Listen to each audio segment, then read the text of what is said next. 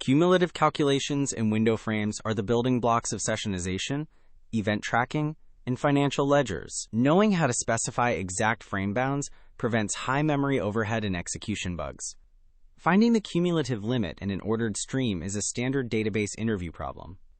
Our goal is to determine the last person who can board a bus without the total weight exceeding 1,000 kilograms. While this looks like a simple filter, candidates frequently crash into an O of n squared execution tax. Let's trace why. Here is the trap. Using a self-join to compute running totals.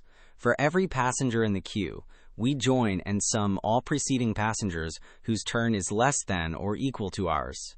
While logically correct, this creates a nested loop staircase scan that scales quadratically. Why is the self-join disastrous? Since the join predicate is an inequality, the query planner cannot optimize it using hash matching. For just 10,000 rows, this forces 50 million row comparisons and consumes massive temporary buffer space, crashing your production queries. We optimize this by using analytical window functions. By summing weights ordered by turn, the engine computes a running total in a single pass scan. Wrap this in a CTE, filter for weights under 1,000, and sort descending by turn to find the last valid passenger in O of n log n time. Mastering the window frame boundary is critical for senior interviews.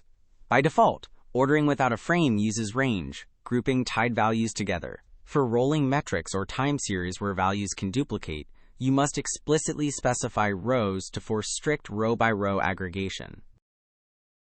Lock in this blueprint. Avoid triangular self-joins that execute in O of n squared time. Compute running sums using window functions, sorted by sequence keys in O of n log n. Use explicit rows frames for sliding intervals and default range for unique sequence totals. Master this, and you will lock your memory.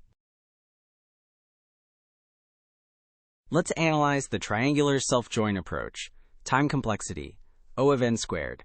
Space complexity, O of n squared. A non-equi join on preceding rows creates a triangular match pattern. For n rows, this requires n asterisk, n plus 1, / 2 comparison steps, leading to O of n squared complexity.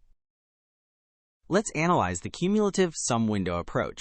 Time complexity, O of n log n. Space complexity, O of n. Performs a single pass sort partition scan to calculate running totals, running efficiently in linear logarithmic O of n log n time and O of n memory.